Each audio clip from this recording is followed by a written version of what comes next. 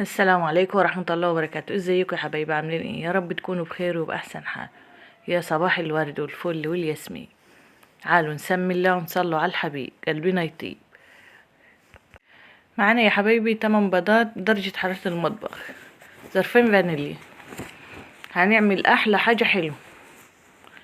وكيس برتقان وكيس اللهم صل وسلم على سيدنا محمد. ومعانا يا حبايبي نص كوباية سمنة، معلقة خل كبيرة، وذرة ملح. بسم الله يا بركة، بسم الله.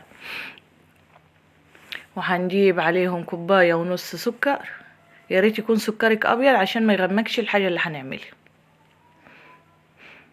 هنضرب الخليط ده كله في الخلاط. بعد ما ضربنا الخليط الحلو ده في الخلاط كده، صف الخلاط حلو عشان البيض بفلوس. هي امال خسار.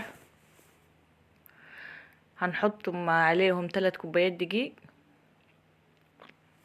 تنخليهم حلو. انا عاملاه مطلعه منه الهواء، بس هنخلهم تاني، طلع منه الهواء تاني، حللهم كده تاني. كيك شيف، كيس كيك شيف او كيس باودر. ننخل الدقيق حلو، وهتقلب المكونات دي كلها بقى في بعضها. احنا نخلين الدقيق يا حبايبي نوى، بس بننخله تاني عشان ندخل الهواء في الكيكه حلو. يا دوب تضيعي منها الدقيق يا حبيبتي عشان تطلع معاكي اسفنجيه وهشه كده وحلوه. وهتقسمي نص المكونات وتحطها في الصينيه متبطنه معانا ماده دهنيه ودقيق. تفضي نصها. طبعا اللي انا فضيته شويه هعيد تاني عليها شويه كمان. عندنا حد ريزل ورخم قاعد يزق في الصينيه، ده العادي بتاعه. هتحطي معلقتين كاكاو خام وهتقلبيهم حلو، وهتاكلي احلى صينيه كيكه بالفانيليا وبالشوكولاته. مش هتزعلي ولادك، اللي عايز كده واللي عايز كده. ما تنسوش تدعموني بلايك واشتراك في القناه. لو عجبكم الفيديو اكتبوا لي في التعليقات. اللهم صل وسلم على سيدنا محمد. اللهم صل وسلم عليه. زي ما انتم شايفين هتقلبي الكاكاو حلو فيها كده. تفضي بقيته في الصينيه، تعدليها بقى عادي عشان ما يدخلش على بعضه. دخلها الفرن، تكوني جاتحاه حلو، فرن العادي او حطها تحت الشوايه.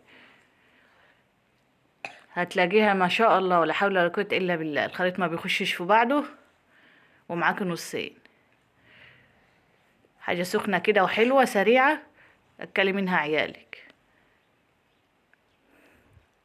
زي ما انتم شايفين كده اسفنجيه وعاوزه تتزوج بالكريمه. بسم الله ما شاء الله ولا حول ولا قوه الا بالله. تنسوش تعملوا لايك واشتراك في القناه. السلام عليكم ورحمه الله وبركاته. دمتم في امان الله. اللهم يسر لي الخير حيث كنت وحيث توجهت. سخر لي الأرزاق والفتوحات في كل وقت وساعة.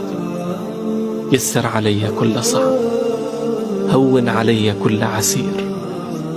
احفظني بما ينزل من السماء وما يخرج منها، وما يرى عليها يا كريم.